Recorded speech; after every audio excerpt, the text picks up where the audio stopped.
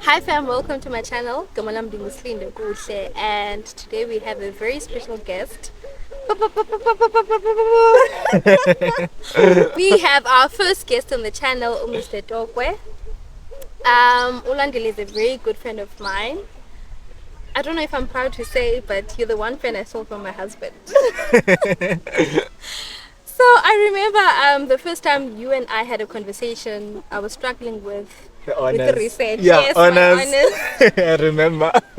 And then my husband was like, no, there's Lwandile, you can contact Lwandile. And that's how the friendship came about. Yeah.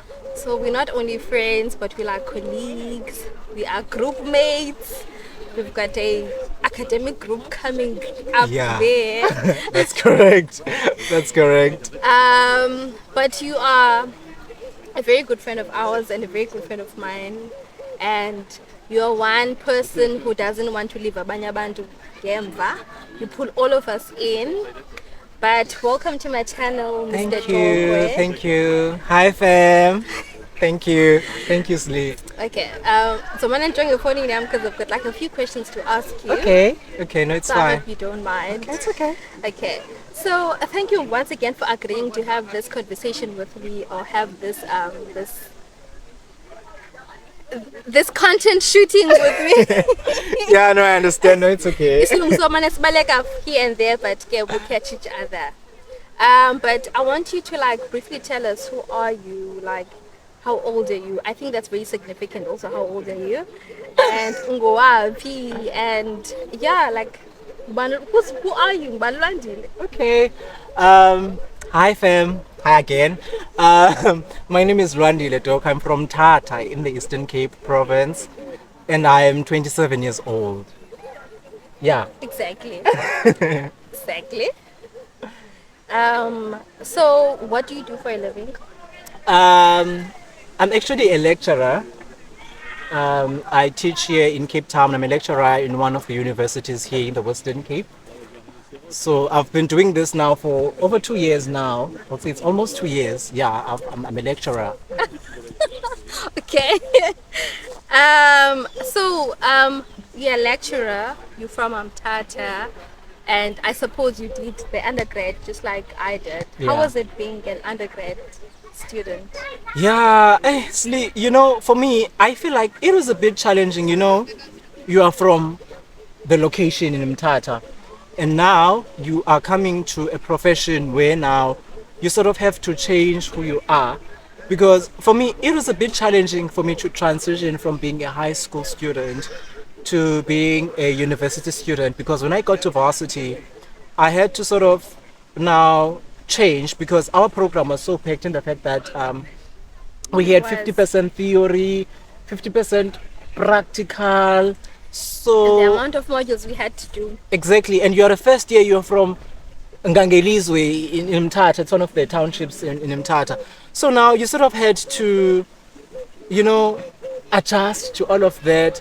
But I think what worked for me was that as early as first year, what I did is that I started to go to the library. For instance, be it we are placed in the hospital, be it we are placed, it's our theory blocks, because we use the block system. So what I would do as a nursing student is that every day from 6 o'clock up until 8 o'clock, I would go to the library, because this was still new for me because remember, I'm from the township and then now I'm in varsity and it's highly demanding, it's a nursing profession. So for me, I had to spend more time in the library. Be it it's my theory block, it's I'm in the practical situation, just to familiarize myself with what is happening with the nursing profession as it is. So I would study just to understand the profession, to understand my module. I think that is what helped me to overcome all the challenges I had under my undergraduate studies. I think I've answered you. But you did very well. No, thank you. From undergrad, you transitioned to postgrad. So this is how I know you, because you were my husband's classmate. Yeah, for nursing education. Yes. Yeah. So how was? Oh, also before we go there, how many qualifications do you have? You know, I don't want to talk about my qualifications. Okay. but because you are my friend, I'm gonna tell you. Well, I did my Bachelor of Nursing, which is the BK at Walter Sisulu University, formerly known as University of Transkei, UNITRA.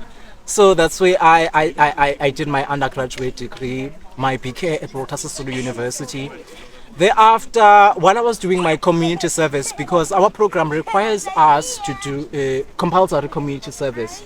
So after my community service, I had already applied for my master's. So I did my BK at Walter Sisulu University, and then immediately after that, I enrolled for a Master of Nursing research program, which I did with Nelson Mandela University. And which I'm proud to say that I graduated that qualification cum Cum laude. laude, okay. Yeah. And then after that, I did my postgraduate diploma in nursing education at Stellenbosch University. That's where I met your husband, Tumani, and he was my classmate. And I also graduated that qualification cum laude as well. So currently I'm busy with my PhD. I'm not gonna mention if I'm doing first year or whatever. Just know that I'm a PhD candidate. Cum laude. There's one graduate cum laude. PhD. No. Yeah, and But and I anyways, think you it's would have great. graduated cum laude. Yeah. All right. But being a postgrad, I've also been a postgrad. I'm not sure if I'm still a postgrad. But were there any particular challenges that you faced as a postgrad student? Yeah. You know, Slee, postgraduate studies are lonely, especially if you don't know people that are doing the postgrad qualification that you are doing. And in particular, when it comes to me, I think, you know, having to balance work and also your studies, it's a bit challenging. And this is something that I experienced also when I was doing my master's, because there were times where I had to go to PE because as I said in the previous segment, I did my master's at Nelson Mandela University. So there were times where I had to go to school, spend a week at Nelson Mandela University, just being there with my supervisor, writing workshops. So that was quite difficult for me because I was a full-time employee for the Department of Health. So, you know, sometimes you are not on study leave and you are also studying full-time. So that can be challenging, especially if you work in an environment that requires you to be there full time. So I think that was the first challenge I had, because now I had to balance between work, because I was a full-time professional nurse at the time, and also I was a student because I wanted to finish my master's within 1 year. So that was a bit challenging for me. And also I think the finances also, you know, you're working for Department of Health, and then you have to pay for your fees, and you also had to travel to PE, which was like for me, because I worked in a place that is 8 hours away from where I was working at the time. So when I get to PE, I had to book accommodation for myself for a week. So you can just imagine coming from the rural areas. You're not used to paying for fees, you're not used to paying for accommodation, and now you have to pay for B&Bs.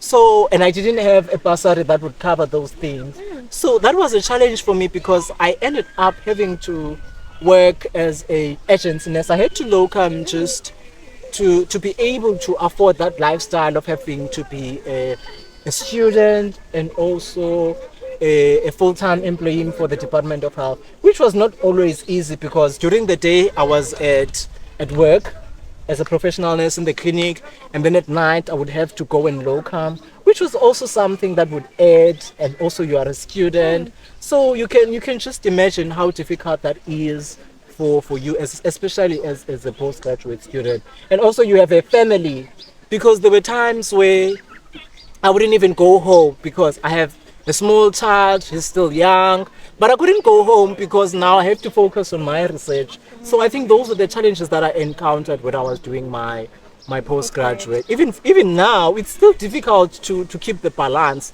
because you are a full-time lecturer and then you are a father. So it's really difficult for you to keep the balance. You sort of have to force yourself to say, okay, now I have to spend time with my family, I have to spend time with my family, which is something that is not always possible, especially if you do not have a family that is understanding. But fortunately for me, I have parents, I have relatives that understand what I want to be in life. So I think for that, I really appreciate my family because they made it easy for me to continue and pursue my degrees as a postgraduate student. That's good. Yeah. So you mentioned that you are a lecturer. So what does a normal day for a lecturer look like? Guys, when I was still a student, I always thought that being a lecturer is just for you to go in class and teach And then go home. and then go home. But too. now I was shocked by that's not the case. but now you are in academia and you realize that being in academia, it's not just teaching, but there's more that comes with being an academic. For instance, I will just give you 2 days, Monday and Tuesday. Monday, for instance, I would do my clinical supervision where I go to the hospital or go to the clinic and see my students. And then I come back to my office and then I have a bunch of emails that I have to respond to. I have papers that I need to set. I have marks that I need to grade. So there's a lot that comes with being an academic, and it becomes worse when you are teaching.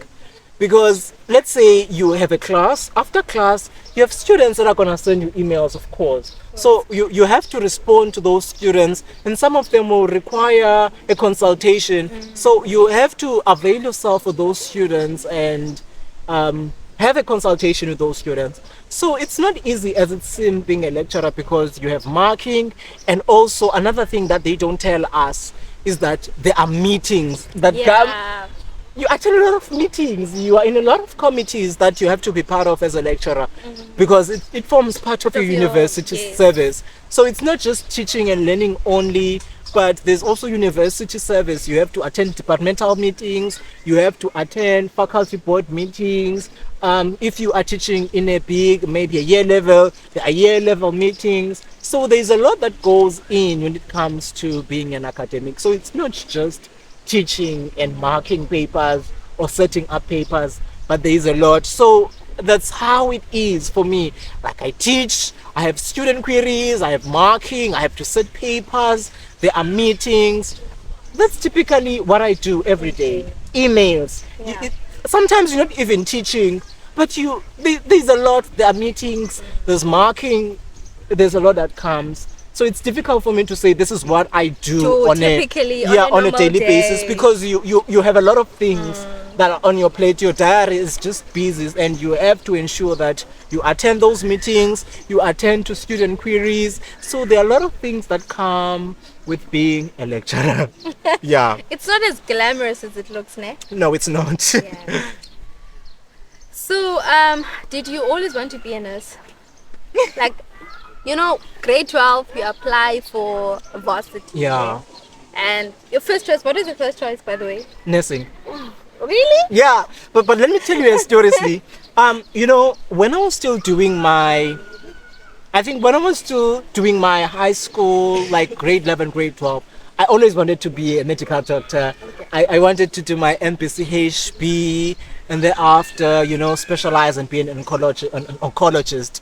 Was there a specific reason? I think because, we see a lot of patients who are suffering from different types of cancer.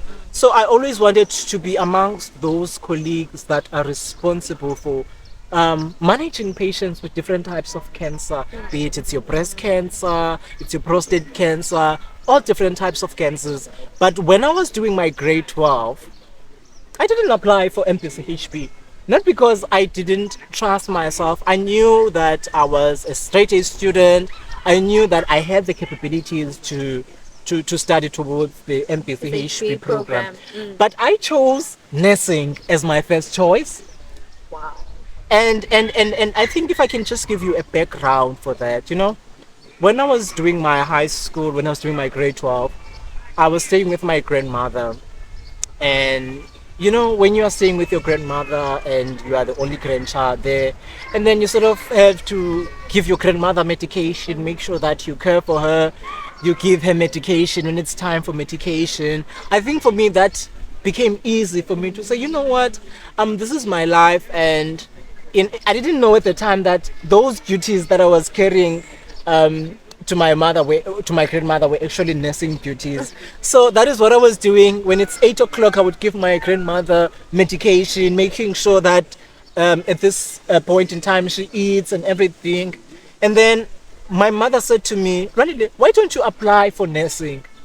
And I was like, "Oh, okay. Let me apply for nursing." And I did. I applied at Watersusu University. I applied at Nelson Mandela University. It was Nelson Mandela Metropolitan University, NMMU Yeah. at the time.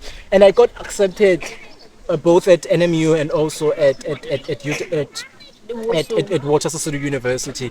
But because of the close proximity for me at Watersusu University, my grandmother and my mother felt it would be best for me if I do my BK at Watersusu University.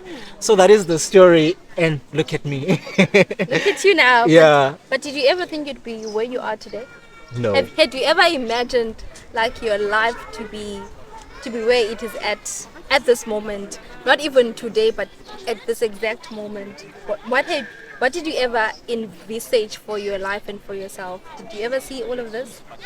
Not really. For me, remember, I'm from the township, Ingangelizwe in Mtata.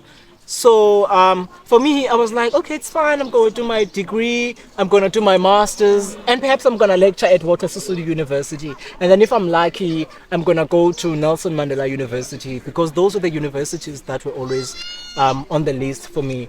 But not once did I think that I would be in Cape Town, in the Western Cape, working for one of the biggest schools in the country. Oh, yes. As a lecturer there. For me, I didn't really think that I would be where I am today. For me, I was like, okay, I would just graduate for my BK, and then I would do my master's, of course, and then I would do my nursing education, because I think as early as first year, I had decided that, you know what, out of all the specialties in nursing, I wanted to teach. Okay. Yeah. So I think because, I wouldn't say because of the age and everything, but I only encountered a young lecturer when I was doing my third year, and that lecturer was only teaching me midwifery. And then from first year up to fourth year, I didn't have a young lecturer that was teaching me. So I was quite motivated to say, okay, from first year, out of all the specialties in nursing, I want to do nursing education. I want to teach.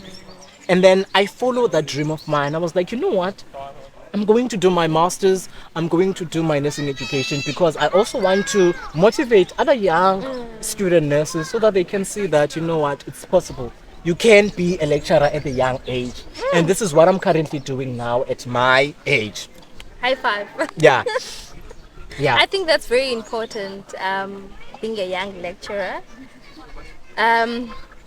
I think you and I share the same goal, Yes. Yeah. because we're both young academics. Exactly. But what tips or advice would you give someone who wants to be Lwandile? Someone who wants to be where you are at today? Guys, people always assume that being where I am is easy, but it's not, guys. Like for me, I had to work.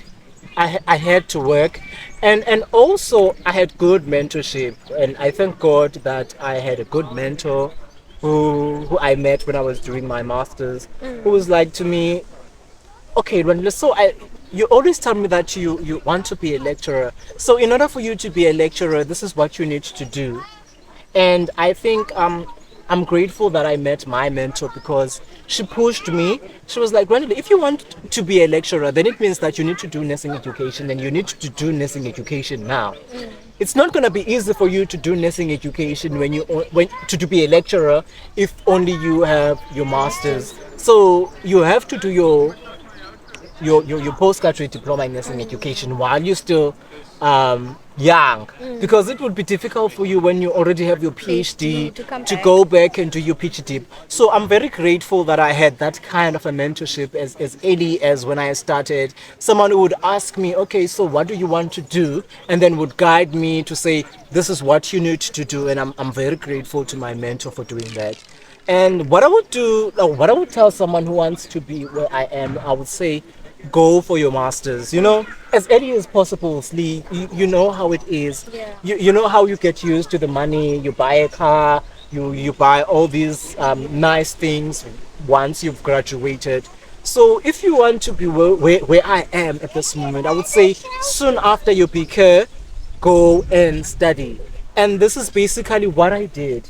Soon after my BK, I registered for my master's.